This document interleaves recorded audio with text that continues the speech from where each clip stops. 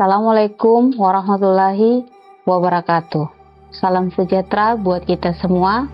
Semoga dalam segala aktivitas yang kita lakukan hari ini dan seterusnya mendapatkan berkah dan rahmat dari Allah Subhanahu wa taala.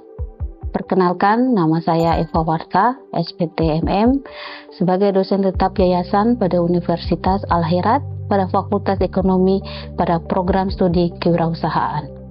Riwayat pendidikan S1 saya di Sekolah Tinggi Ilmu Pertanian Mujahidin Toli-Toli, S2 saya di Universitas Tadulako. Pada kesempatan kali ini, izinkan saya untuk mempersepsikan diri saya sebagai dosen Fakultas Ekonomi Universitas pada program studi kewirausahaan, yang mana dipercaya untuk mengampu mata kuliah Entrepreneurship Pengembangan Usaha pada semester 4, yang dimana mata kuliah ini terdiri dari 3 dosen, yaitu saya sendiri, Eva Warta SPTMM, Dr. Insinyur Samsul Bahri SMMM, ketiga Ibu Wahiga SEMM. Mata kuliah ini dengan bobot nilai 3 SKS. Adapun pada perkuliahan pertama atau pendahuluan yang saya melakukan kontrak perkuliahan dengan mahasiswa, di mana kami membahas tentang bagaimana proses aturan lainnya yang akan dilakukan perkuliahan yang saya bawakan, di mana diantaranya dalam kontrak perkuliahan dilakukan dan bagaimana keterlambatan dan kehadiran mahasiswa. Untuk penilaian yang saya lakukan sebagai dosen, menjelaskan tugas sebagai kewajiban dan persyaratan untuk mengikuti perkuliahan yang saya lakukan. Selama mengikuti perkuliahan pada pertemuan pertama, pula saya juga menjelaskan sedikit tentang bagaimana pengertian dan entrepreneurship pengembangan usaha, seperti apa tujuan dan manfaat, jenis lanskap bisnis, jenis produk, dan verifikasi produk.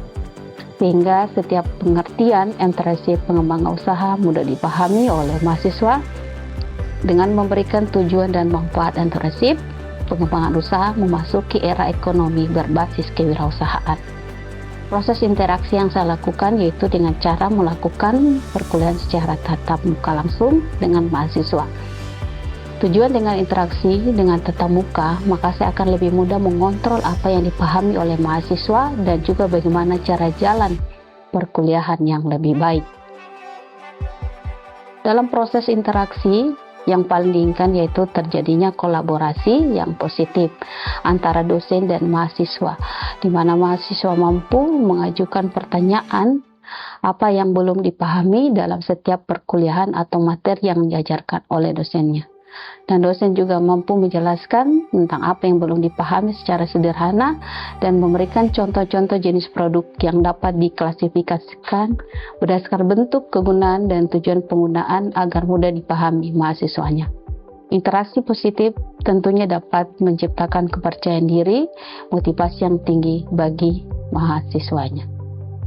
Berikut deskripsi mata kuliah ini dirancang untuk menemukan semangat dan ketertarikan mahasiswa dalam dunia kewirausahaan, sekaligus mempersiapkan mereka menghadapi tantangan nyata yang ada di lapangan. Menjadi seorang usahawan merupakan hasil dari perpaduan antara bakat alami dan proses pembelajaran.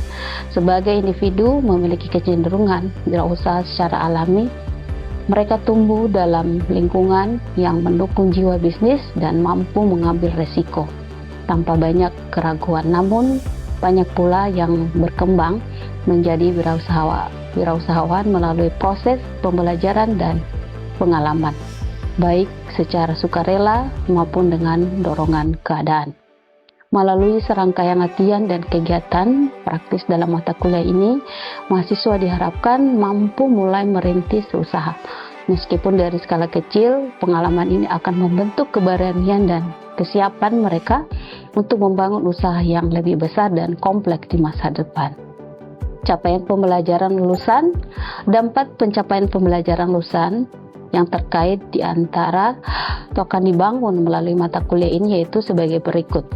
Sikap, capaian pembelajaran lulusan: 1. Mempunyai pola pikir terbuka pada keberagaman. 2. Mempunyai toleransi dan menghormati perbedaan pendapat. 3. Menghargai dan menjunjung nilai budaya berdasarkan moral dan etika. kemanusiaan. Capaian pembelajaran mata kuliah, kemampuan-kemampuan yang harus dikuasai oleh mahasiswa setelah menyelesaikan mata kuliah ini. CPMK yang satu, mempersiapkan kanva bisnis. Sub CPMK yang pertama, definisi dan pengertian dasar entrepreneurship dan perencanaan lanskap bisnis. Kedua, format kewirausahaan. Tiga, perencanaan bisnis. CPMK kedua, pelaksanaan rencana bisnis. Sub CPMK memaparkan secara perusahaan atau deck bisnis yang dibuat dengan kemampuan. Satu, channel pemasaran. Kedua, mitigasi risiko bisnis. Yang ketiga, sub CPMK yang ketiga, evaluasi bisnis. Itu mengukur awareness dan pembelian. Baik, selanjutnya saya akan menjelaskan pembelajaran yang akan diterapkan atau metode pembelajaran yang akan saya lakukan, tentunya dengan menggunakan pendekatan student active learning atau student center learning. Mahasiswa difasilitasi untuk aktif mencari, menemukan dan memperoleh berbagai konsep, teori dan fakta-fakta tentang penggunaan aplikasi Microsoft Word, Microsoft Excel dan PowerPoint, serta penggunaan blog yang akan dilaksanakan dalam perkuliahan. Yang pertama, presentasi atau penyajian. Kedua, penugasan. Yang ketiga, seminar. Yang keempat, narasumber atau tenaga ahli. Yang kelima, diskusi dan presentasi mahasiswa. Pada saat perkuliahan tatap muka tidak dapat dilangsungkan karena suatu alasan, pembelajaran dapat dilakukan melalui pembelajaran jarak jauh secara online. Selanjutnya, tugas tagihan yang harus dikerjakan dan diserahkan oleh mahasiswa selama mengikuti perkuliahan. Yang pertama, tugas eksplorasi. Yang kedua, tugas studi kasus. Yang ketiga, tugas membuat produk tampilan visual. Keempat, praktek pemecahan kasus aplikasi Office. Yang kelima, mencari atau membuat penjelasan istilah yang terkait dengan aplikasi komputer. Selanjutnya, metode penilaian. Jadi penilaian ini terdiri dari tes tulis, tes performance, unjuk rasa, dan instrumen, lembar soal tes, dan lembar penilaian kerja. Komponen dan proporsi penilaian untuk tugas pertama yaitu bobot nilainya 20%. Tugas 2 untuk bobot penilaian 20%. Selanjutnya UTS, bobot penilaiannya 30%, UAS 30%, dan kehadiran 10%. Selanjutnya, ini adalah video pembelajaran di kelas saya.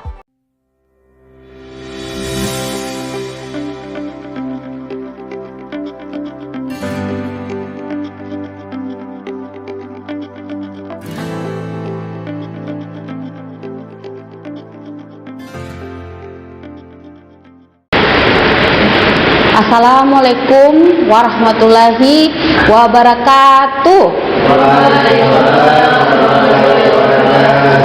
Ibu ingin menyapa semangat teman-teman hari ini. Selamat siang semuanya. Alhamdulillah, puji syukur kehadirat Tuhan Yang Maha Esa. Semoga kita semua diberikan kesehatan dan kelancaran dalam menuntut ilmu. Sebelum Ibu memulai perkuliahan pembelajaran hari ini, mari kita bersama-sama memanjatkan doa menurut agama dan kepercayaan masing-masing. Berdoa dimulai, berdoa selesai. Baik, Ibu sudah jelaskan di awal kontrak perkuliahan bahwa Ibu dipercayakan untuk masuk pertama di mata kuliah entrepreneurship. Jadi di pertemuan kedua ini kita membahas tentang apa itu entrepreneurship dan manfaatnya. Menurut adik-adik, apa itu entrepreneurship? Baik. Menurut saya, entrepreneurship adalah kegiatan bisnis mulai dari mengelola, mengoperasikan bisnis baru, serta mampu menanggung risiko yang muncul untuk mendapatkan keuntungan. Baik. Entrepreneurship yaitu wirausaha, ya. Jadi wirausaha itu tentunya memiliki kemampuan dalam menganalisis peluang usaha dan mengambil resiko serta menciptakan produk atau jasa yang bernilai ekonomi. Baik, kita lanjut. Siapa itu wirausahawan? Jadi wirausahawan itu tentunya mempunyai keberanian, ya, dalam hal ini untuk berwirausaha. Nah, tentunya dalam hal ini seseorang harus mempunyai mengidentifikasi peluang. Nah, hal ini tentunya harus dimiliki seorang wirausahawan. Selain itu, mengelola usaha, ya. Jadi seorang wirausaha ini tentu mempunyai cara bagaimana mengelola suatu usahanya. Nah, kemudian menciptakan lapangan kerja. Nah, ini adalah salah satu yang dimiliki seorang wirausaha, ya. Jadi harus mempunyai skill, kemudian bagaimana cara untuk memberikan kontribusi kepada masyarakat. Selanjutnya, ciri-ciri wirausaha. Jadi ciri-ciri wirausaha itu tentunya adalah yang harus dimiliki seorang wirausaha. Jadi mempunyai kepercayaan diri, ya. Jadi dia harus mempunyai keberanian diri, dalam hal ini mempunyai tekad, ya, tekad untuk bagaimana cara seorang wirausaha ya sukses. Nah, kemudian juga mempunyai inovasi yang kreatif. Nah, ini harus yang dimiliki seseorang wirausaha. Jadi dia memiliki ide, kemudian bagaimana cara mengkreatif suatu usaha. Kemudian juga gigih dan mudah tidak menyerah. Nah, tentunya seorang wirausaha, ya, harus memiliki keberanian dan tidak mudah menyerah. Kemudian responsif terhadap perubahan, ya. Jadi seorang wirausaha ini harus memiliki ide, ya, memiliki ide tentunya apa saja sih yang menjadi peluang, ya, dalam hal ini membuka usaha-usaha yang untuk menambah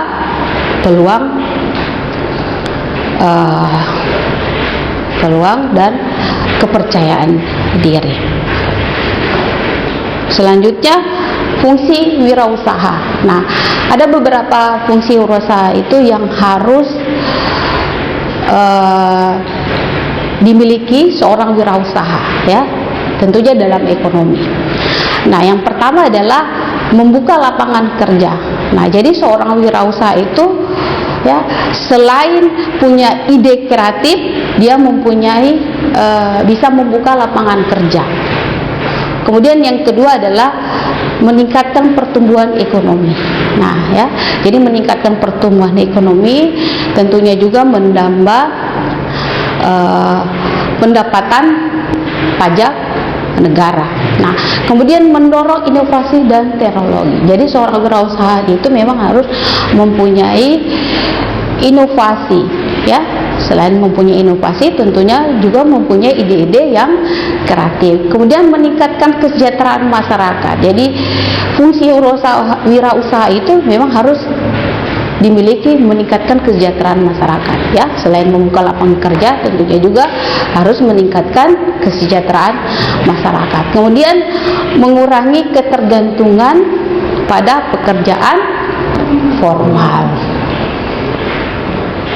Oke, selanjutnya manfaat wirausaha. Jadi manfaat wirausaha ini ada 3, tentunya manfaat bagi individu, bagi masyarakat, dan bagi negara. Nah, bagi individu tentunya meningkatkan kemandirian, kemudian juga pendapatan yang lebih fleksibel. Nah, kalau bagi masyarakat, manfaat kewirausahaan itu yang pertama adalah peningkatan ekonomi lokal, ya.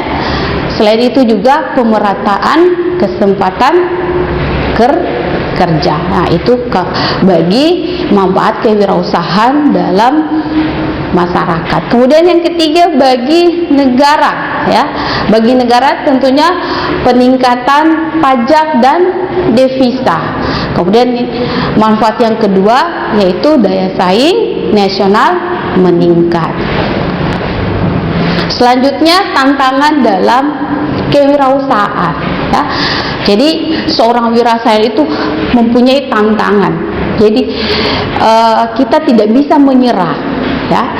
Yang pertama tentunya harus mempunyai modal. Nah, ini salah satu tantangan yang dihadapi seorang wirausahawan. Nah, selain kurangnya modal, tentunya juga minimnya pengalaman, ya. Nah, selain minimnya pengalaman, kemudian persaingan ketat, ya. Di mana-mana kita bisa melihat bahwa memang begitu ketatnya persaingan, ya. Kemudian perubahan tren pasar. Jadi kalian yang masih muda-muda ini, kalian harus melihat apa sih yang dibutuhkan konsumen. Jadi kalian itu harus lihat-lihat ke pasar, apa kira-kira yang dibutuhkan oleh konsumen, sehingga itu kalian memiliki tantangan dalam menghadapi suatu persaingan. Nah, kemudian juga risiko. Nah, tentunya risiko ini adalah salah satu juga tantangan dalam kewirausahaan. Jadi risiko, takutnya gagal, ya, pasti itu perasaan takut, ya. Jadi ada tantangan dalam kewirausahaan itu memiliki risiko kegagalan karena takut tidak berhasil, mungkin produknya tidak diminati oleh konsumen. Baik, selanjutnya motivasi untuk menjadi wirausaha. Jadi ini adalah yang harus dimiliki seorang wirausaha. Jadi motivasi. Jadi motivasi apa yang kalian miliki untuk menjadi wirausaha? Nah, yang pertama tentu bekerja untuk diri sendiri. Nah, itu yang pertama. Bekerja untuk diri sendiri. Jadi bekerja untuk sendiri berarti mandiri dalam nantinya dengan finansial. Kemudian yang kedua, potensi penghasilan tanpa batas, ya. Jadi kalau kalian sudah menjadi seorang wirausaha, tentunya potensi akan penghasilan kalian akan bertambah. Nah, kemudian juga bisa mewujudkan ide kreatif. Nah, jadi ini salah satu motivasi untuk menjadi seorang wirausaha. Kemudian membantu orang lain dengan lewat produk atau jasa. Kemudian juga menjadi contoh bagi generasi muda, ya. Kalau misalnya kalian punya ide kreatif, nah tentunya teman-teman kalian melihat bahwa ini menjadi peluang, ya pasti teman-teman kalian mengingat, oh saya harus menjadi seorang wirausaha yang sukses, ya, karena mungkin melihat potensi teman-teman kalian. Oke, lanjut, laskar bisnis. Nah, kita melihat laskar bisnis. Nah, laskar bisnis itu adalah gambaran umum kondisi atau situasi industri atau sektor usaha tertentu, ya, termasuk mungkin persaingan, peluang, ya, kemudian ancaman dan tren pasar. Nah, selanjutnya macam-macam laskar bisnis. Macam-macam laskar bisnis ini tentunya yang pertama adalah berdasarkan ukuran usaha. Kemudian yang kedua berdasarkan bidang usaha. Kemudian berdasarkan wilayah operasi. Nah, berdasarkan ukuran usaha tentu seperti usaha mikro, kecil dan menengah. Kemudian perusahaan besar. Jadi itu adalah salah satu berdasarkan ukuran usaha. Kemudian berdasarkan bidang usaha, mungkin juga ada jasa, kemudian dagang, kemudian industri atau produksi. Terus berdasarkan wilayah. Nah, wilayah yaitu lokal, kemudian nasional dan internasional.